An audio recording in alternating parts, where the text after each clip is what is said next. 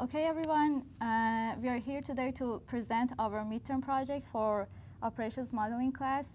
Our project was improved mathematical models for technology development envelope.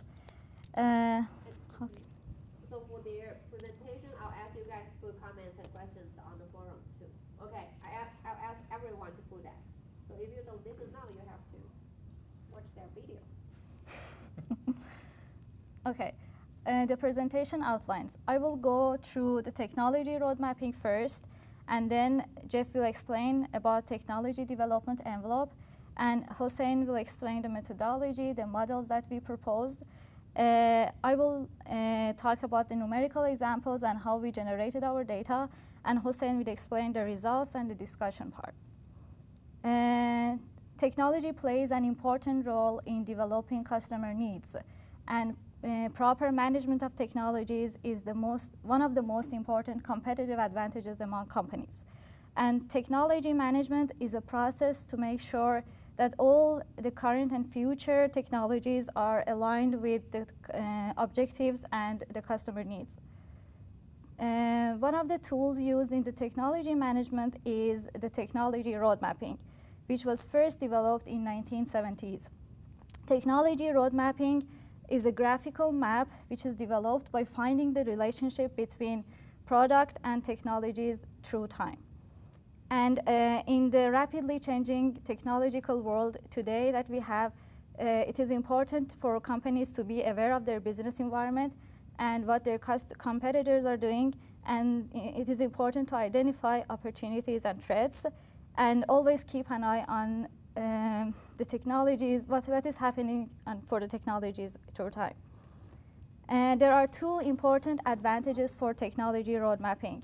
One is that it connects technology to business needs directly, and the second one is the structure is very flexible, so it can be used for different purposes. So as explained before, a technology roadmap is a time-based chart and captures both technological and commercial aspects and contains different layers of technology, product, and market. This is an example of a technology roadmap.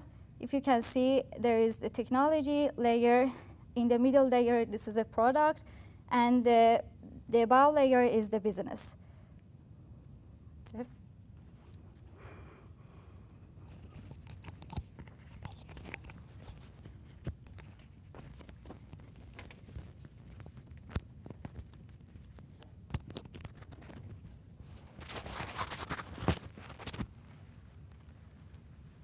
Okay, so I'll talk about the technology development envelope. It's basically a tool used to manage the technology, especially emerging technologies.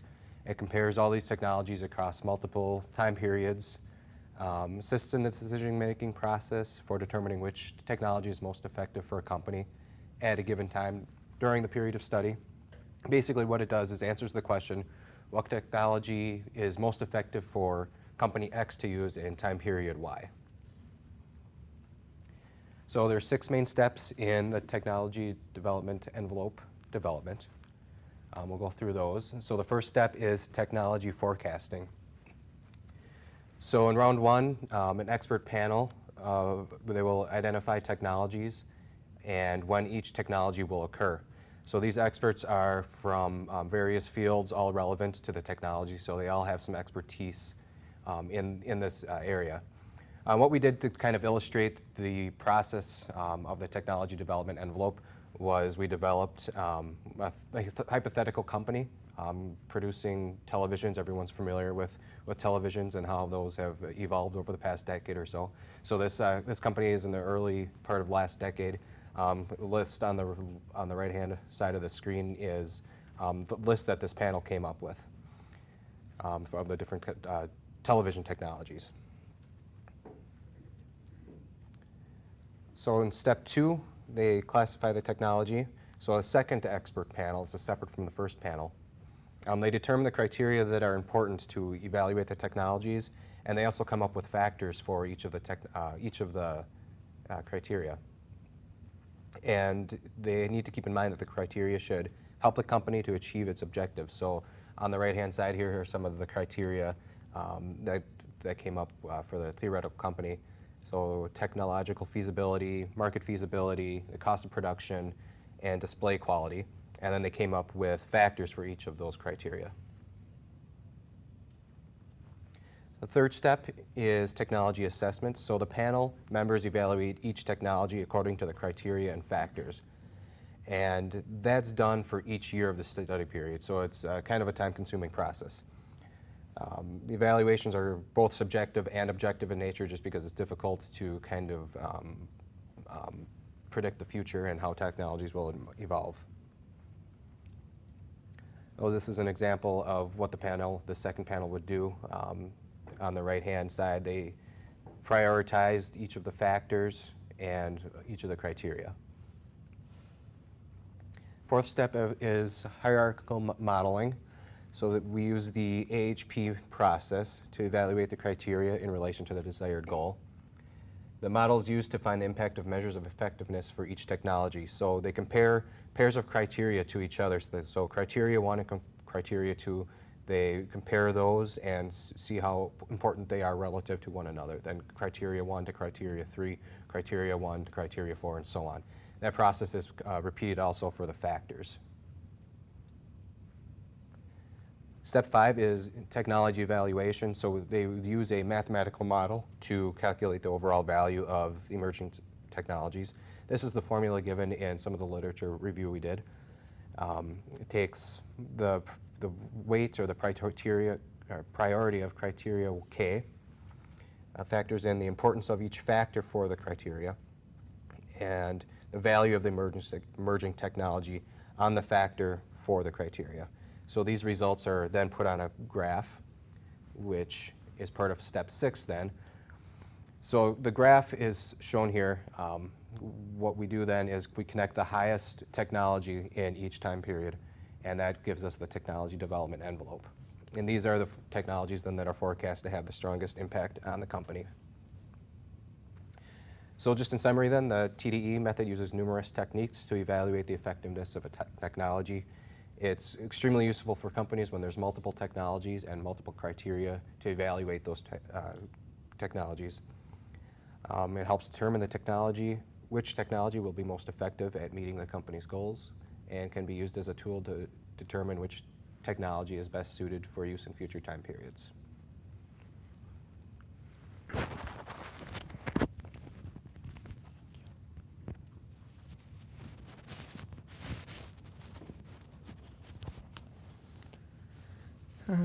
Hello everyone. I will continue the presentation with the mathematical model part. We have different approach to attack to that problem, to that specific problem. The first one is AHP, and that we saw that in different paper. So we use different approaches which is related to operations research, network problem, and multi-objective problem. At the first model, we have different technologies in different period. We have technology 1 through 5, and we have 4 different periods. The 0 node and 21's node is a starting and finish node, and the other one is the technology that we can choose in different steps. Again, we have a supply in 0's node, and we have a demand in the last one, and 0's other one. For the mathematical model, we have different index. I and K represent node numbers. J represent decision factor, and we have different parameter. V is value of factor, and ST is emerging time for different technology. The mathematical model, the objective function for that model is maximizing the weighted sum of value that each technology can create for us. And the first constraint is inflow minus outflow is equal to the demand or supply. And the second, the The second series of constraint is that we cannot choose a technology before the emerging time. So, and the next one is the non-negativity constraint. I will explain the next model and then go to a spreadsheet to show how we implement that in Excel. In the second model, we have multi-objective model. T represent planning period, I and I print technology number, J decision factor, parameter, again we have V, that is the value for each technology, ST is emerging time for each technology, and we have switching cost here, which is different than the previous one, which is related to I and I print, represent that when we go from technology I to technology I print, we have to pay something, such as the setup cost and everything. The decision variable here is XIT, which means they are binary variable, shows that if we choose that technology or not. And switching cost, and switching, again, it's a binary variable that shows that switching happens between which two technology. The objective function is 3 set of objective function here, 6 different objective. The first 3 is maximizing the positive objective value for us, and the next 2 is minimizing 2 of the factors, and the last one is minimizing the switching cost. Again, we have in equation 5, we state that we need to have at least exactly 1 technology in each period, and the 6th equation calculate the switching cost for us. And again, for the 7th equation, we have that we cannot choose technology before the emerging time.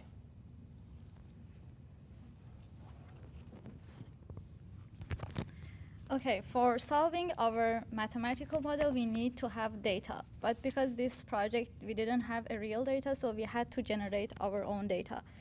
In our both models, we have 6 factors that we consider for technologies: technology reliability, technology efficiency, competency, research and development cost, risk, and switching cost.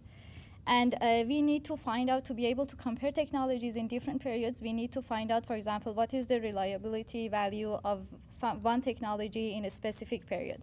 And we didn't have that data, so we had to generate it. And because we wanted our data to make sense, so we didn't just generate random numbers, we followed a trend. For example, we assume that as time goes by, the technology becomes more reliable and more efficient. So we used S-curve formula in Excel to develop generate our values for reliability and efficiency. This is the formula that you can see, and this is the trend of the technologies. As you see, as time goes by, reliability factor increases for technology. For next factors, for competency, risk, and R&D cost, we know that as time goes by, these factors decreases. So we use these formula, as you see, to generate our data. And as you see in the graphs, the trend shows that, for example, as time goes by, the technology risk decreases, and so on and so forth for R&D cost and competency. Next factor is the switching cost. We need to find out the switching cost between 2 technologies. For example, we choose technology 3 at this period, and we choose like technology 4 at next period. This switching between technologies has a cost for a company. And for coming up with those costs, we generated random values between 0 and 1. And we assume that the cost of switching from technology I to technology I prime is the same in all the time, so it is not time dependent. And furthermore, our weights of all factors, we predetermine them as 1, so they are all equal. And because of Excel limitations, we had to limit our number of technologies and factors to 5 technologies and 4 planning periods.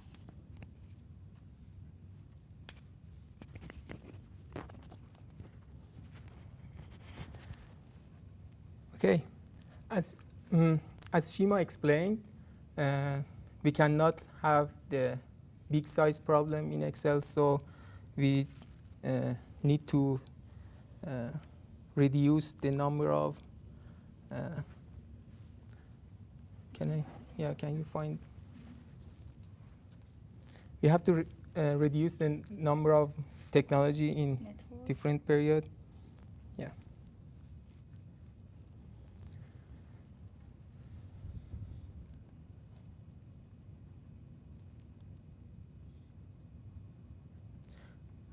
Okay, our first model has, it's very difficult working with this, has 85 different decision variable. That's why we didn't screenshot it and put it in Microsoft PowerPoint. So we have from node to node again, but our node is from node 1 to 21, and the first 5 nodes represent the technology 1 to 5, and node 6 represent again the technology 1, node 7 represent technology 2, and so on. So we create the from technology to technology, and we find that which one is related to the first period and which one is related to next period. We calculate the factors value with the VLOOKUP function, and we have different table above these, and that the value comes from that tables. And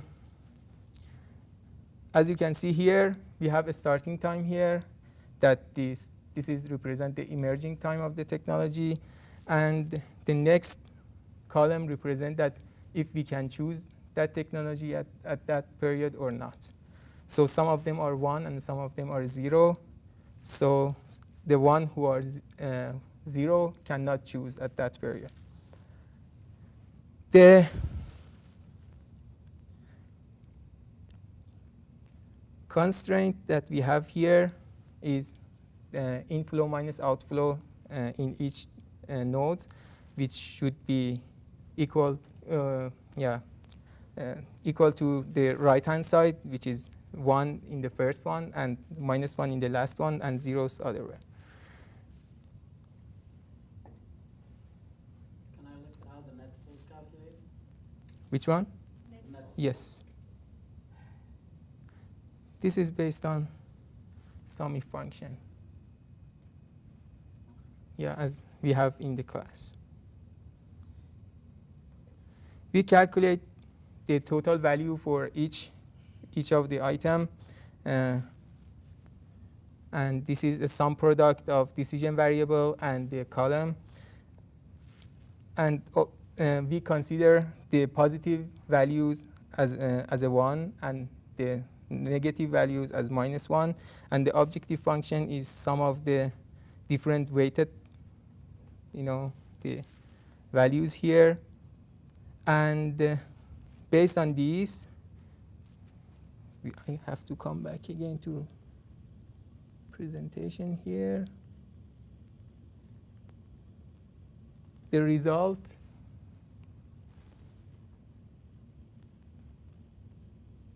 how can I do that? The result for that model is that we choose technology 4 at the first period, 5 in the next period, 1 and 2 in next period. And again, we have another model for that problem. The decision variable is if we choose technology at different time. So it's 0 and 1. And because of the problem is nonlinear and the solution time is increased by the number of decision variables that we have, I reduce the column, the fifth row, and I just calculate that. Because we need to have so you think this one is nonlinear? yeah, the problem is nonlinear. Okay, why? I explain that. Okay. Yeah. I reduced the fifth row and I just calculate that and said 1 minus some of the previous one because we need at least one technology to choose at that time. So we calculate again reliability, efficiency, risk, and R&D based on the sum product of the values in the table and our decision variable. And again, we have a starting time to show that if we can choose the technology or not at that time. And this part create the nonlinearity condition because it's the switching cost in each period related to that which technology is chosen at the previous time and which technology is chosen in the next period. So we have different if statement here, or we also check it with lookup function. And these if statement may create the nonlinearity condition. And I will explain it in slides that why. Okay. So Yeah, why it's. you can go focus on that. In this different objective that we have, we again solve using the goal programming approach. We solve our model with considering different objective first, and we calculate the target value and calculate the deviation and weighted deviation, and we try to reduce the total deviation, the maximum deviation from the target values. And with this model,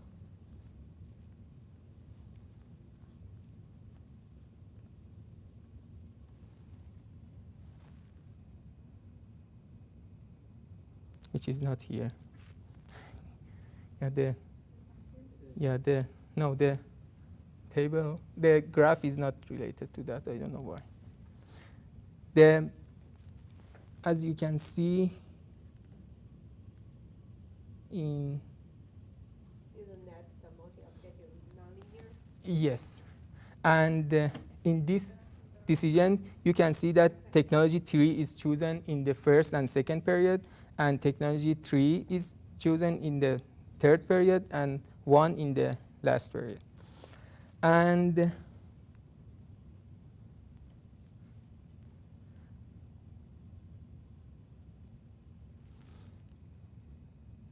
so we solve the model using 2 different approaches, and we want to see which one is more efficient. The pros and cons for the network model is that the pros for network model is that the problem is linear, so we can find the global optimum, and the solving time is very short. That these are the advantage of this algorithm. But we have some problem for this. Some of the objective may be sacrificed because we just calculate based on the weighted sum of different factors. And we have more variable and constraints, so we cannot solve the problem in bigger size. With the MOLNLP, mixed multi-objective nonlinear programming model, we consider different objectives simultaneously, and we are able to track them individually. We are able to get Pareto optimum solution, and we can change the importance weight and see the solution change. That is very important for decision maker to see different optimum solution. But the problem with that approach is that the problem is nonlinear, so we may get stuck in local optimum, and we need more time to solve that. As you can see here, we replace the solution, the optimum solution from network model into our spreadsheet in our MONLP model spreadsheet, and we can see that the maximum deviation is 4, while at the previous model it was less than 1. So some of the objective is sacrificed based on the other. So why we get nonlinear problem? If we choose lookup, choose, or if a statement in your spreadsheet, you may get stuck in nonlinearity condition. Because in some situation, the feasible solution space is not convex anymore. And so you can stuck in local optimum. Yeah, I will explain that. We'll talk about that in chapter 8. Okay. Okay. And this is the example that shows why the solution is not convex. For example, if we have this example and say if x1 is more than 4, then x1 plus x2 is less than 10. Otherwise, x1 and x2 less than 7. So these two lines represent our constraint, but we have a split between these two. Can you use integer linear programming to represent this? In some case, yes, but in some case, no. No, for this case. No, Okay. because as you see here, because of that constraint that said if x1 more than 4, as a result, x1 plus x2 is less than 10 or 7. So the solution space is like this. And this is a non-convex solution space. Non-convex solution space defined that if you can find 2 points in the solution space, that if you draw a line between them, it passes through non-feasible solution area. That you can see it happen here. And finally, when we have nonlinearity, we may stuck in local optimum. In the graph in the left side, you can see a convex problem that you can use simplex method for solving that. And simplex method starts with the feasible, the first feasible solution, which is most of the time is 0 and 0, and then look at the different corner to find the optimum solution. When the algorithm, Okay. Don't. yeah, okay, okay, Focus on the technology application side. yeah. And so when we have nonlinearity function, for example, in the above the graph, you can see that we may stuck in the point A, while the point B is the best solution. Or we can see that in other part too. For the future work, we can add time value of money to the model. We can consider fuzzy parameters. We can use a different approach for attacking to multi-objective modeling that they create the Pareto solution for us. And we can increase the size of numerical example, but we need to use different software for that because the Excel spreadsheet cannot solve problem in bigger size. In this problem, we have 87 decision variable, I and think that's a limit for probably the version you have. yes, yeah. So we need You to don't need the go different to software. professional. You don't need the different software. It can handle like thousands of variables if you go to a full Yeah. solver. So we have to go and buy that software. It's not rather than. Yeah. Thank you so much. Okay. Thank you. Also, it's going to lecture on nonlinear programming. So Yeah. maybe when we go to chapter 8, well, you actually have much better graphs than the one I have. I'll ask you guys. I'll ask you to come to talk about. Okay. Shifa, maybe post that question. You know what? I'll ask you guys. I also have some comments for you. But something I asked you to post. One is for the case study, and for the project. Talk about what you understood and what you don't understand. Okay, maybe focus on like the part you don't understand. Say, I see some gaps because I know about that technology. I signed the papers for them to read, but I think there are some gaps you didn't like connect the parts really well so they know what the problem you are really solving for. So maybe that's something you can explain to them. So I'll ask you guys to ask questions to them. Okay, so the part that you didn't understand, and so they can help, because like answering question is part of the presentation, but we ran out of time, and plus we need the online student to know what the questions are, and when you ask there, they cannot hear that well. So that's something I'll ask you guys to go back to do. I'll compensate the time that you spend for that. I'll shorten the exam time for 10 minutes. Okay.